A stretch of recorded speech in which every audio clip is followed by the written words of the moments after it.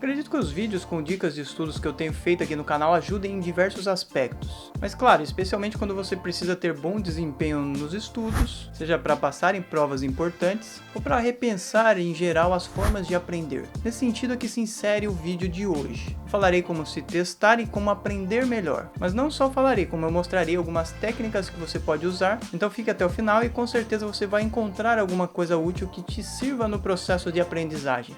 Mas antes de começar eu quero mais uma vez convidar você, se você ainda não for, a se inscrever no canal. Eu também vou deixar alguns links interessantes na descrição. Se você comprar pelos links indicados, você ajuda a manter os nossos projetos. Testar é fundamental. Fazer testes no processo, não apenas quando você estiver concluindo os estudos ou estiver diante de uma prova que é para valer. E nesse sentido nós não podemos apenas recuperar passivamente conteúdo, ou apenas fazer releituras, por exemplo. Na verdade, como a gente já viu aqui no canal, releituras elas podem não ajudar muito, na verdade elas podem tomar o nosso tempo e com isso atrasar o processo. O mais correto é você fazer recuperação ativa, é você agir sobre o processo de aprendizado, identificar falhas, encontrar limitações, somado a isso se forçar, buscar sempre um grau a mais. Mirar no mais difícil em geral é muito mais produtivo do que se manter numa zona de conforto, numa zona onde a gente estuda, por exemplo, por aplicativos bonitos ou bem definidos ou com atrativos. Antecipar conhecimento também pode ser um caminho. Tentar resolver um problema sobre o qual você ainda não aprendeu. E aí você pode elaborar perguntas com isso. E construindo um edifício que ainda não existe, que você ainda não sabe exatamente como vai terminar. Mas pelo menos você imagina como quer fazer ou o que você quer fazer. Você já tenha uma vaga ideia. Falamos sobre isso em outro vídeo, sobre criar perguntas. Perguntas que depois você vai respondendo. Conecte isso ao conhecimento que você vai adquirindo, aos testes que você vai fazendo e o conhecimento vai ser muito maior. O resultado vai ser muito superior. Essa antecipação também pode ser vista como uma forma de manter o foco, uma forma da gente manter a atenção no que a gente está fazendo, no que a gente está estudando. Ou um mecanismo de atenção, como chamaria o Scott Young, o autor do livro Ultra Aprendizagem. Ele diz o seguinte: ao lidar com uma questão que ainda não tem solução, sua mente ajusta automaticamente seus recursos de atenção para localizar informações que pareçam uma solução quando você aprender mais tarde. Eu daria um outro exemplo semelhante. Quando nós fazemos, por exemplo, um projeto de pesquisa para TCC, para o doutorado, ou seja lá o que for, nós não sabemos todas as respostas. Mas se nós estivermos minimamente informados, saberemos que queremos chegar a algum lugar, que nós imaginamos a estrada que leve a esse lugar, mesmo que nós não tenhamos ainda todas as informações para escrever o texto final. Aliás, se a gente já tivesse todas as informações, a gente não precisaria nem fazer a pesquisa,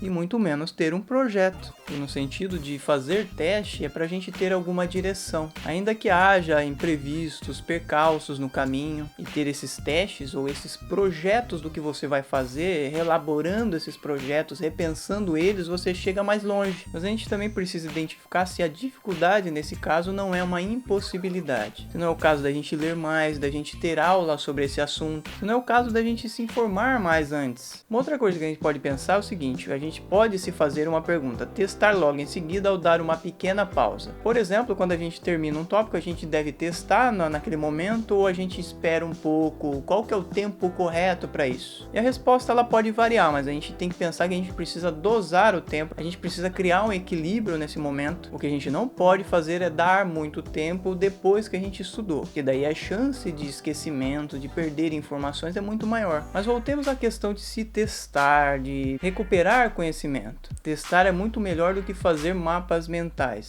Recuperar é criar conhecimento de verdade. Não apenas fazer reconhecimento e decoração, mas conhecimento. É criar memória de longo prazo, é aprender de verdade. Mas como praticar a recuperação? E aí nós vamos usar mais uma vez o Scott Young, que a gente citou agora há pouco. Ele propõe alguns métodos que a gente vai usar como guia daqui em diante. O primeiro desses métodos seriam cartões ou cartões de memória, que a gente pode fazer, por exemplo, com uma cartolina grossa, um papel cartão, como esses que eu fiz, onde você coloca a pergunta de um lado e a resposta de outro. Eles são simples e eficientes, associados a perguntas e respostas, justamente nesse sentido. Mas a desvantagem nesse caso estaria no fato de que eles funcionam bem em situações específicas, justamente quando há um pareamento entre uma dica, uma pergunta e uma resposta. Ele é ótimo para estudar idiomas, por exemplo, assim como mapas e equações. Ele é muito interessante nesse sentido. Mas a coisa muda de figura quando a situação em que você precisa lembrar a informação varia bastante. Daí o sistema de cartões pode não ser a solução. Outra técnica que a gente pode usar é de rememoração livre. Depois de ler uma seção de um livro ou de assistir uma aula, tentar reescrever tudo que você lembrar num papel em branco. É como fazer um desenho baseado em flashes, em poucas informações e imagens que tem na sua cabeça. A prática em si pode ser difícil, você acaba esquecendo muita coisa e vai passar muita coisa despercebida. O desenho em si pode não ficar perfeito, mas a dificuldade em si justamente é uma das coisas que faz com que a prática seja útil. Você se força a lembrar de argumentos, de pontos principais, e com isso você lembra melhor depois. Outro método que a gente pode usar é o de livros de perguntas. É justamente tentar relembrar o que você leu, o que você estudou, elaborando perguntas. Perguntas que serão respondidas depois, que serão respondidas ao longo do processo. Ao invés de anotar respostas e pontos relacionados, você faz perguntas seguidas de uma referência onde você pode encontrar aquela informação quando você precisar. Quando você esquecer do que você estudou, você rememora, você faz uma relembrança ativa sobre aquilo. Com as perguntas você pode praticar a recuperação mais tarde, e com isso diminui bastante a chance do esquecimento. Outra forma de você fazer o seu estudo ativo, a recuperação ativa, é através de desafios autogerados. As técnicas anteriores elas funcionam melhor com recuperação de informações simples, como fatos e resumos de ideias. Mas se você estiver tentando praticar uma habilidade, aí a coisa muda um pouco. Ao invés de apenas relembrar informações, você pode ir criando desafios ao longo do caminho. Desafio que você vai resolver mais tarde. Quando você encontra uma nova técnica, você faz uma anotação para você lembrar de demonstrar ela num exemplo real. Isso pode servir de guia para você aprender aquela informação, aquela habilidade na prática, e ao mesmo tempo expandir a biblioteca de ferramentas que você poderá usar. A biblioteca de ferramentas que você será capaz de empregar quando for necessário.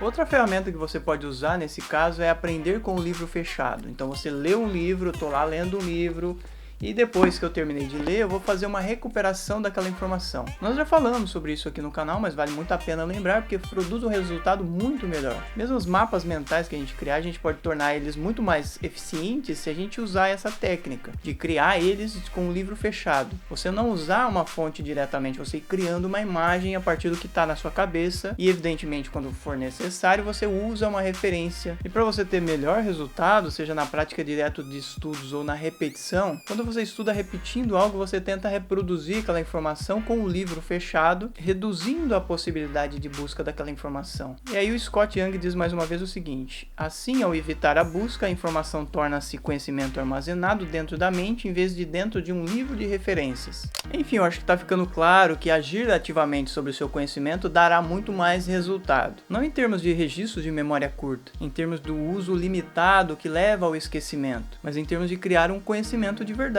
Um conhecimento que você vai poder acessar sempre que for necessário. Claro que precisa ser algo que você necessite, que você queira aprender, que você use. Do contrário, você esquece, a memória apaga. Isso porque a memória é seletiva, ela guarda só o que é útil. Ao longo dos meus anos de estudo, eu venho tentando e testando algumas dessas ferramentas. Embora eu só tenha aprendido muita coisa ao longo de experiências próprias, usando coisas que eu fui adaptando ao meu próprio estilo. Eu comecei a graduação acreditando que eu precisava fazer anotações, por exemplo, que precisava grifar textos e xerox, mas eu fui aprendendo e percebendo ao longo do processo que eu retinha muito mais informação se eu escrevesse sobre essas informações. É por isso que eu criei, por exemplo, o blog Identidade 85. Isso foi uma forma de me testar, ou seja, criar um texto a partir de uma informação que eu sabia ou que eu achava que sabia. E o que eu não sabia sobre a ideia que eu queria expressar, eu tinha que procurar, eu era obrigado a procurar informações, que me levava a exercitar a memória de forma ativa, portanto, criar novos e importantes conhecimentos. Foi assim que eu passei pelo mestrado, depois eu passei pelo doutorado. Claro que não foi fácil e eu não sabia tudo e ainda não sei tudo, evidentemente, mas essa questão, me forçar, procurar ir além, me ajudou muito a conseguir novos conhecimentos, a aprender melhor, a descobrir mais e mais coisas que eu não sabia e que eu ainda não sei, que eu continuo aprendendo, porque esse é o processo da vida, sempre aprender. E é nesse sentido que eu aprendi muito, eu reti muito. Eu aprendi, por exemplo, a escrever textos dos quais eu me orgulho bastante, modéstia à parte. Bom, esse foi mais um vídeo com dicas de estudo. Espero que você esteja gostando, que eles ajudem você de alguma forma a estudar melhor. E se você puder fazer um favor, ajude a espalhar esse vídeo, a espalhar o conteúdo do canal. Compartilhe com seus amigos e familiares e com todo mundo que você acredite que possa precisar desse conteúdo. Muito obrigado por você ficar até aqui. A gente se vê no próximo vídeo. Um abraço. Tchau, tchau.